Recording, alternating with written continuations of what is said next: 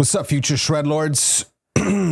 Welcome back. Death of the Fingers. I know, craziness Thursday, but we're going to do Thursday and Sunday this week. Plus we did Monday already. So essentially we're going to try to get back on the schedule here, which is Sundays and Tuesdays. But because of scheduling issues, you know, stuff had to get moved around. That's how life works. So listen, I didn't get enough time really to sort of invest a massive amount into the new Death of the Fingers stuff because I'm really busy mixing music because I want to get it out. So I thought this would be a perfect opportunity to essentially discuss and talk about some of the questions I get repeatedly many times. Now, I don't usually do lessons like this because there are already so many lessons on the internet like this. You don't need me and my 2 cents, but I guess for some people, the way I'm explaining it is making a lot of sense. And so I was like, all right, fine. I'll cave to the mob. And we'll do one of these cool lessons, okay? So we're going to do 3 topics. The minor pentatonics is one. The major scales, the modes and stuff like that is one. And then just some basic chord stuff on dominant 7 stuff. Just getting into it, nothing serious. And some arpeggio relationships there. And that's it. Bing, bang, boom, you're done. So, of course, minor pentatonics first.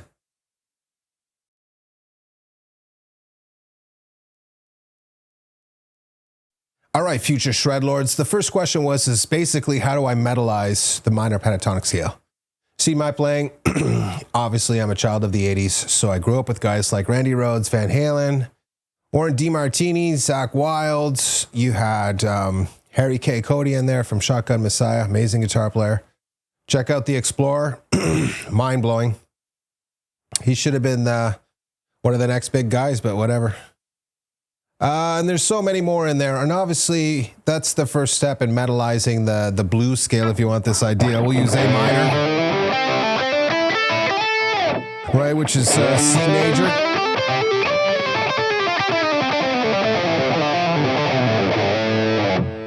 So those 2 pieces of information should just be automatic at this point where you're like, okay, that's the minor pentatonic, moving up a minor third. That gives me my major scale, which in this case is going to be C major. Mint. And then later on, you're just like C major's relative minor is A minor, and A minor's relative major is C major. So it's finito. But of course, just listening to those great players and start to absorbing how they approach things and put the ideas together. George Lynch is another one, absolute savage. One of my favorite guitar players. Andy LaRocque's another one, just like, bro, stop. Right, he's top 3 for me. Just an incredible melodic player. King Diamond was one of my biggest influences. So I was heavily steeped in that good stuff. And so that's just it. I have this huge back catalog of memories, and I've been preconditioned to sort of hear the music in that perspective. Now, listen, if you're going to do the neoclassical thing, you're going to want to listen to a bunch of neoclassical guys like Vinnie Moore and all the rest of the stuff. You should be listening to it all anyways. Tony McAlpine's another one. There's a whole bunch over there, Shrapnel. And then sort of, but, you know, like choose what we would call a major, right? And sort of concentrate on that. For me, I always wanted to be Van Halen. So I was like, okay, sure, done. And then I was like, might as well throw some John Petrucci speed runs in there and all the rest of these guys from Shrapnel, Paul Gilbert and all the rest of that, and just try to see what comes out. And then Frank Gambale showed up. I was like, oh, okay, sweep picking and all this other stuff. So, and Greg Howe, another one tapping. Your guitar DNA, if you will, is going to be like made up of 6 or 7 guys that are just, you know, an amalgamation of your playing styles because they just heavily influence you kind of situation. So, you know, that's a very important step. You're not really going to get to the metal section of the blues scale, if you will, without actually checking out the guys that are the masters of this kind of situation. So think of it that way. The next one is obviously we have to get away from this tunnel vision, this linear thought pattern where you're just, you know, just playing the scales up and down like that.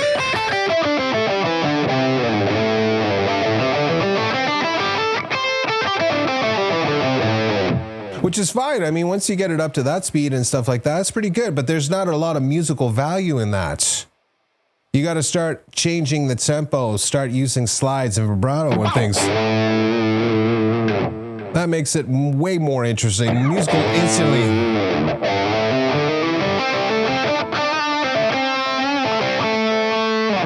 Now I'm basically using the same notes, but that gets me to point 3. Those little micro movements, the slides, the vibrato.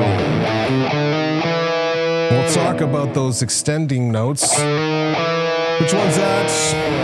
5, 6, 7, 1, 2, flat 3. What scale is basically the flat 3 related to? Melodic minor. Nails it. Or also in this case, it has a duality. It's also what we call the blues note. Right? So if I'm down here,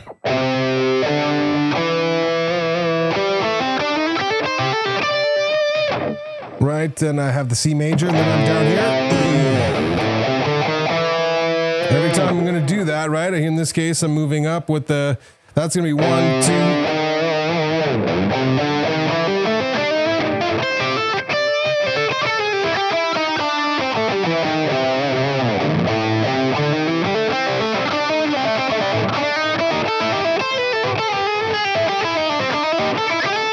Right, so that blues note in there is going to be very, very important. We're going to look at that in a second. But the idea that you have to now use all these little mini movements to create the atmosphere, right? Sometimes you're just going to be going balls out with, you know, this.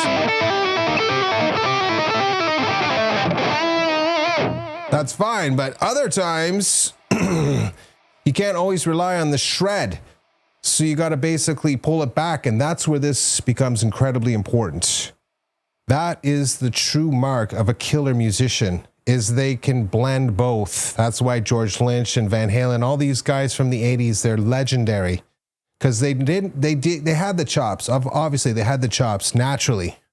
And they probably practiced their ass off too, but they had the chops. They had the whatever, the gift.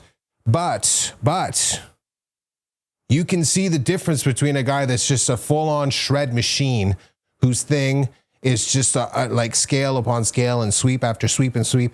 And then the ones that sort of like, I'm going to take a pause here and just try to play something very sort of down to earth and mellow. And it just creates that interest point. It's like the contrast between the two, and it just makes the ones that are fast sound faster, more impressive, and when you take it down, it just gives the listener a break. So too many people miss that. They're obsessed with the shred, but they don't be like, okay, I have to sort of like temper the two. It's like making a good sword. It's the fire and the ice, baby. You need them both.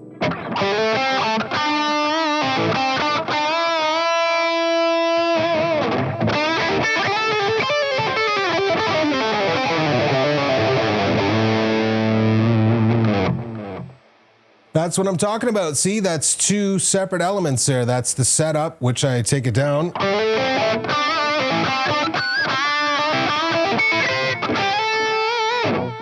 Then you get into the shreddier.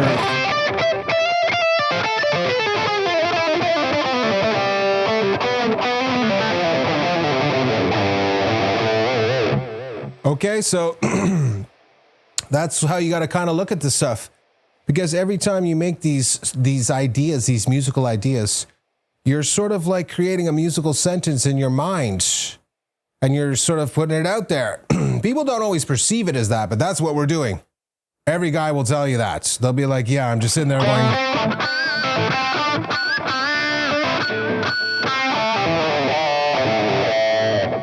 That's them telling you they had coffee this morning and a donut and they had a great morning. And then they're like, oh yeah, but then my boss came in.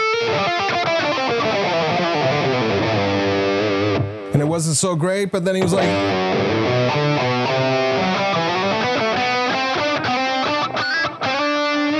sort of moderately triumphant then.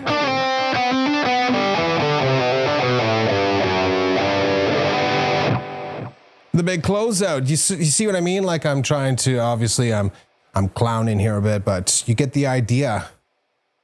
I'm trying to create a musical tapestry equal to what you would see if you were watching a movie that didn't have any music in it. Just take all the music and the dialogue out, and it was just a scene that you were seeing, and then try to think about doing that with the music in the opposite direction. Not enough musicians sort of see that, and that's an important skill. Again, even when it comes to just metallizing, you know, are you the guy, you know, whatever, I don't know. I insert whatever sort of vignette you want to, but the idea that you have to sort of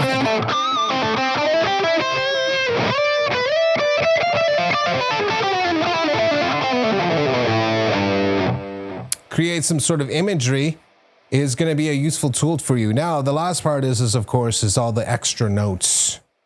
And that's just essentially chromaticism and the 3 notes per string systems. When I'm in this minor pentatonic shape, I'm basically playing an Aeolian. This is the 6th degree of a major scale, right? So in this case, I would just use the first 3 notes of this one. And we already talked about the flattened third, which leaves this one. Flattened third again. See, there's that octave series again.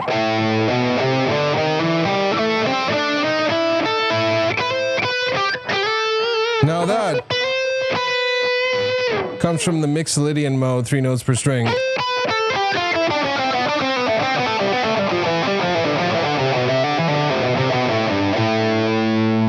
Okay, now I should have ended there, right? Of course, that's also the home of the dominant 7.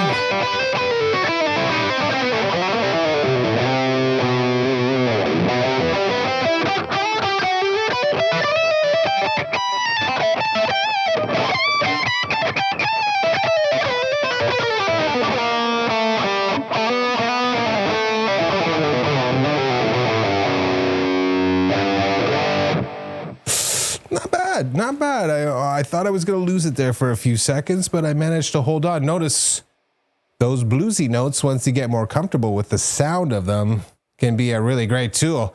Didn't quite make some of those slides, but I happened to conveniently land on one of those cool chromatic notes, really.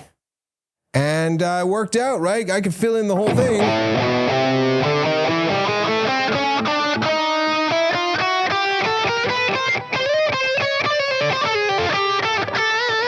Right, we've already looked at this one.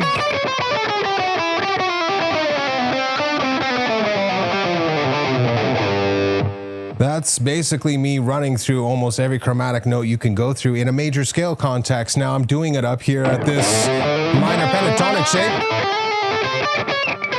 Right, so I'm starting with my pinky there at the major. There's that flattened third again.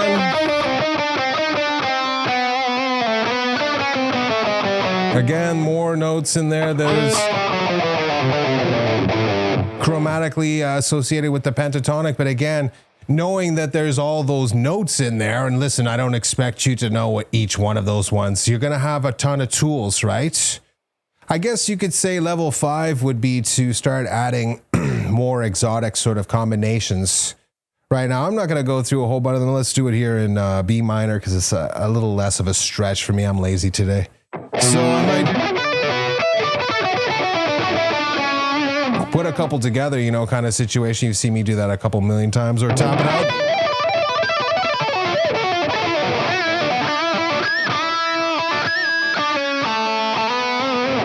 Right, so I mean, it's totally up to you what you want to do and what you can actually play. But you're starting to see me sort of superimpose more ideas. Look, from this B minor here. What's B minor's relative major? D major, nails it right there.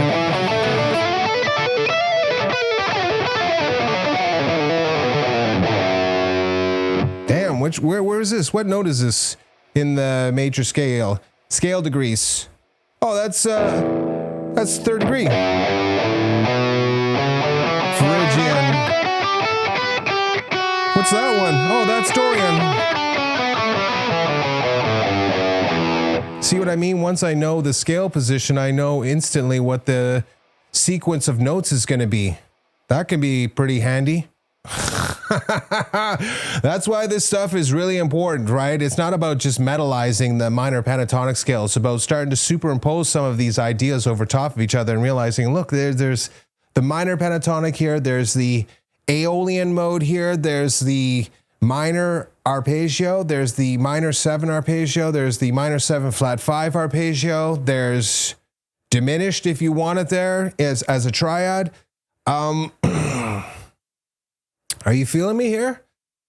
Right? So that's all incredibly important information that you need to assimilate in terms of there's a lot more going on here. And when you can start to take those lines between this particular system being very rigid and get into this. All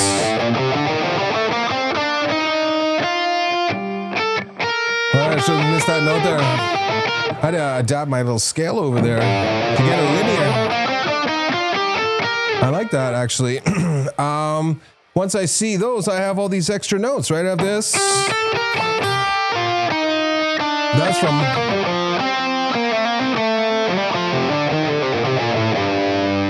Oh, there's that Aeolian.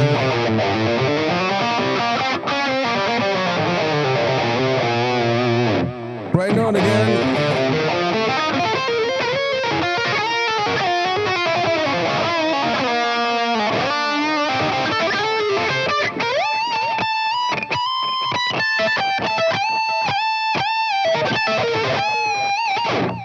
You feel me? It's a combination of doing the shreddiness and then sort of breaking into more emotive passages like that. That is the essence of metallization, the minor pentatonics. Now listen, I'm doing it at my level, 40, almost 40 years of music experience now when you factor in the piano, classical training that happened way before I even picked up the guitar. Okay, and then the guitar stuff. So yes, I make it look a little bit easier because I put a lot of work into it, but you can too. You don't have to play them at this super shreddy level, and plus you can have tons of juicy licks with just the simple ones. We've looked at many of them. This one. Damn! I'm like, yeah, do this one and then screw up my own lick. You hear that little sequence note?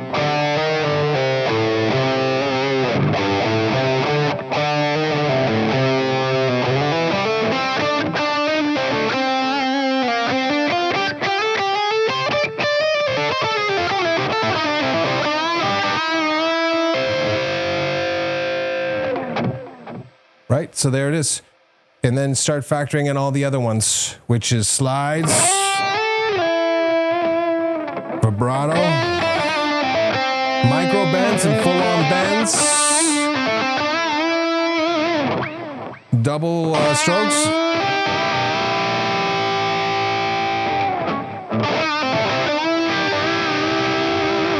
Right, you getting the idea? Maybe these Hendrixy sort of octaves. One more time, right? Right, so that's it. You take the basic one where you're like sitting there, you're like, okay, what's the next one gonna be? That's me going of this A minor pentatonic scale here, and I did the Hendrix trick where I start bending them up into these octaves. Now, does that makes things a lot more simple, right? I keep...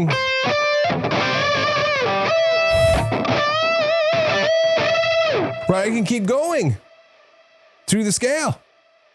And that's where people are like, oh, okay, well, that's where music theory starts to come in handy. Yeah, yeah, exactly. Exactly, right? And then you're like, oh, I got these positions broken down. Where am I here if I want to move up? Because that was... first degree, second degree here.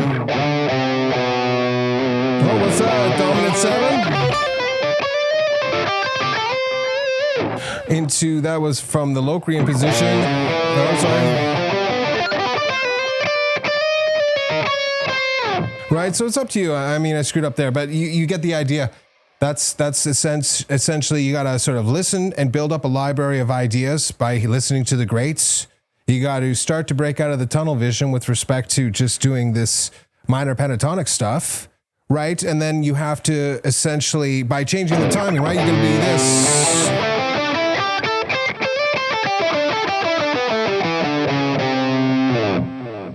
Right? That kind of stuff. And then you're going to start adding in the slides and the vibratos.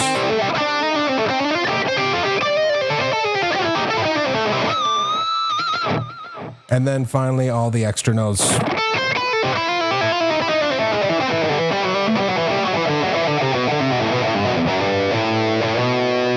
Keep going with the...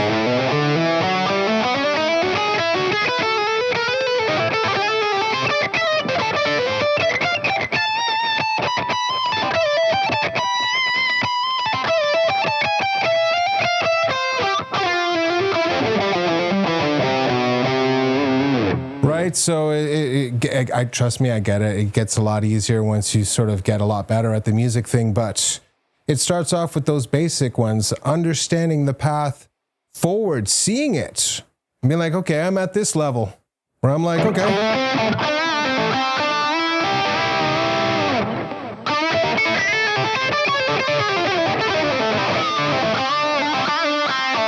Maybe you're not at that level. Sorry, I can't help it. I just carry. That's how I play now.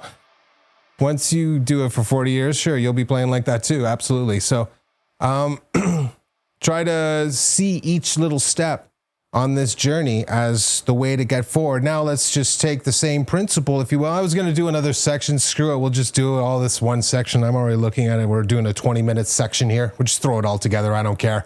Mistakes and all. Get her done. I don't want to do any editing. Take the same idea and apply it to the modes, right? Like if I jump up here to this E minor, right, with its G major counterpart, right? So when I'm doing that now, I can just start climbing down. This to the Mixolydian position, Phrygian, Dorian,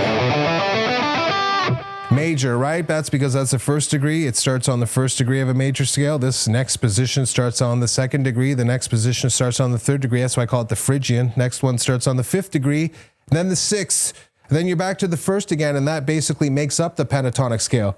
1, 2, 3, 5, and 6 of a major scale. That's what you get when you have a pentatonic. And then I just start rearranging those numbers. The first one's going to be 1, 2, 3, 5, 6, and then it's going to be 2, 3, 5, 6, 1. Then it's going to be, yes, 3, 5, 6, 1, 2. Nails it. So, and so on and so forth. That's called modalization. So I could do the same thing, right? When I have this major,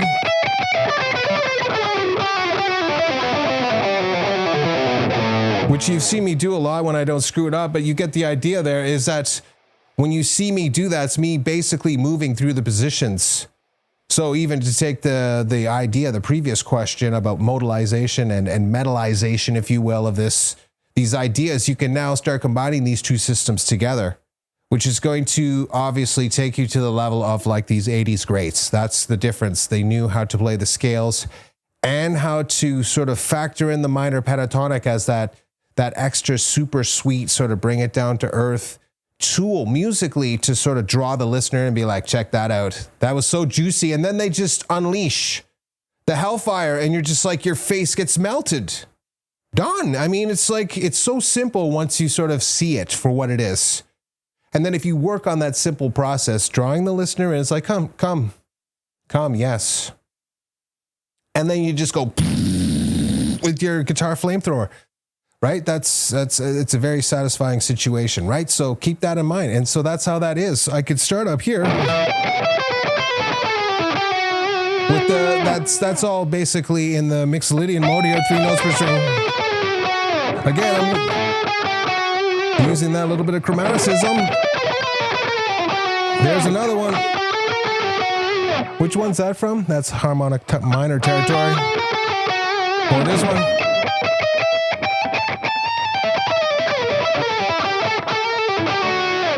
That's a great one. That's the dime, right? Which one's this? What note is that? That's 6, sharp 5. Nails it. That's part of the harmonic minor. Okay, so that's where that comes from. I could keep going. Of course, I get nails it, right? So look at that.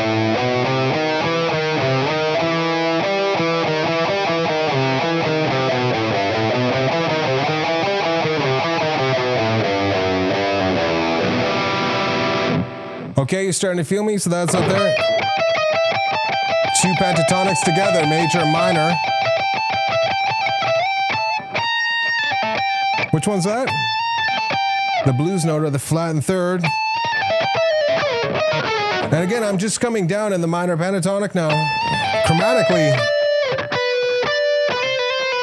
Right? That's part of the Mixolydian mode. There's that flat and third again. And then I'm back into Mixolydian there.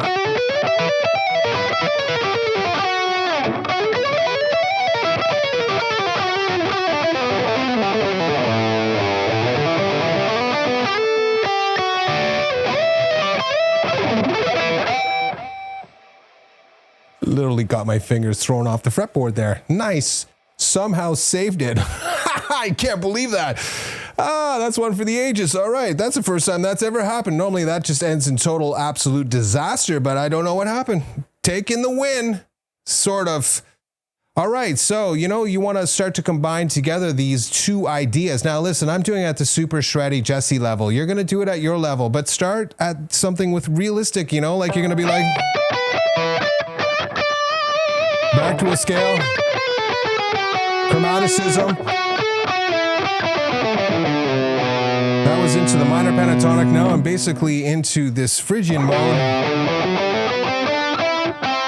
That's Dorian major scale. Ionian mode, I should say. Locrian. Oh, I might get into the pentatonic here.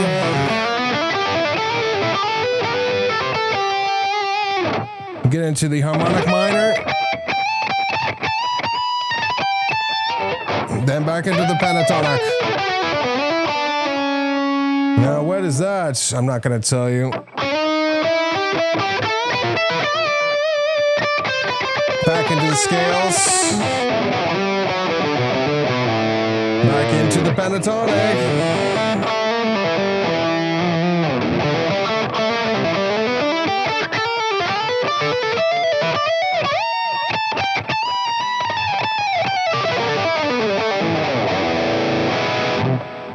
Not my best, good enough, but you get the idea, okay? I'm just kind of trying to really just throw the ideas out there. I'm not really trying to come up with something that's amazing right now. I'm just more like just woodshedding, and this is an important skill.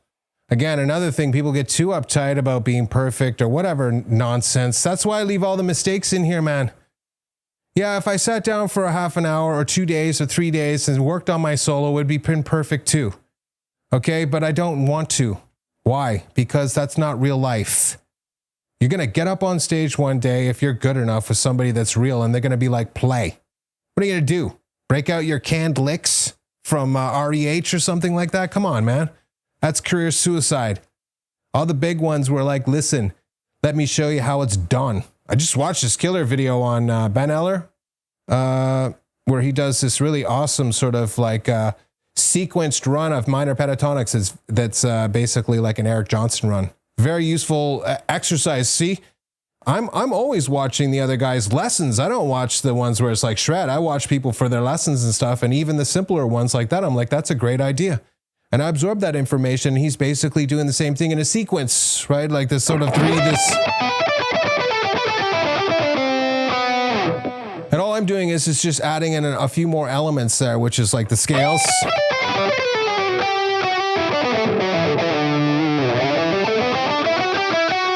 That's one thing. Every time you have these two minor thirds stacked on top of each other, it will always be this configuration and this configuration, right? So it's here when I'm doing this E minor here, moving up and down.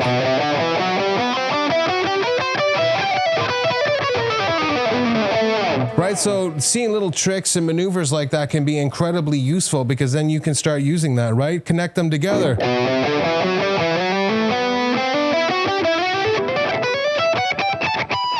Right, that's all based around this idea of doing this.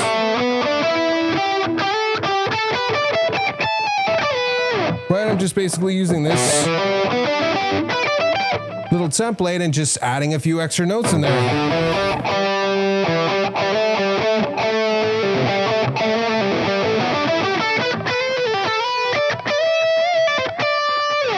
I can see why my fingers are sticking to the fretboard. I didn't clean it yesterday, and It's already 26 degrees. I'm sweating here, lads. Sweating. All right, let's talk about a little bit about chords here. Breaking into the dominant 7 stuff. Yes, this is a difficult one. Listen, if you're not good with triads or triad theory, basically climbing up the steps of a major scale, starting here in the major, minor, right, with this B minor here, move it here. That would be the major 7, dominant 7. Diminish. Diminished again. Oh, I messed with you there. And back to the root. Yeah, no, I substituted in diminished for the 6th degree. But to show you that that's one of the things with chords. Again, tunnel vision. You never know. Try it out. See what happens. Minor chords and diminished are very, very closely related, and major chords and dominant 7 are very, very closely related. So figure out how that relationship works practically in a music scenario. But that's basically it. You start off with the standard shapes. Are you going to use like a drop chord, right? And then sort of factor in. Getting into this one.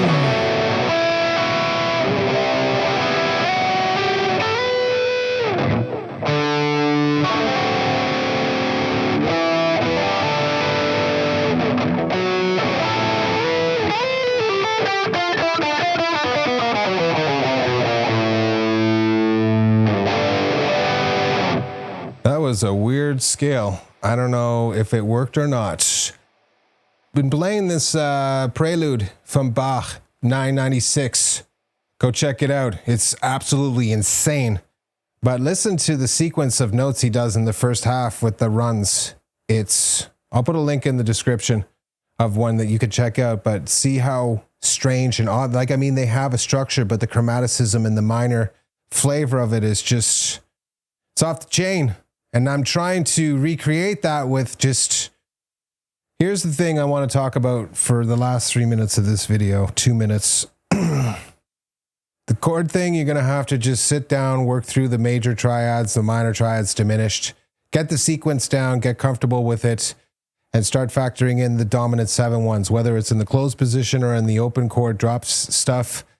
And then start understanding, am I going to use 3 notes per string as a classical method, or am I going to do this one here, or am I going to use 3 notes per string as my system, or whatever it is, right? So it's not as complicated as you think. You need to know where the note is. We talked about it a little bit before, but just being like, okay, what note is that? Oh, F. Okay, so that's where the chord thing starts to click, when you have more skills to be like, where's all the A's on the guitar that are conceivable to be used? And then if I choose an A up here like this, right, what is that? How do I make a chord, a major? Oh, it's going to be a D type. Okay, or this one. Or I can keep going. Okay, or then so on and so forth. I could do the D up here like this. Okay, so you're getting the idea. You got to start to be able to move those cage chords around. But again, experimentation is important. But the real takeaway here is don't get tunnel vision. Too many people sit there and just go,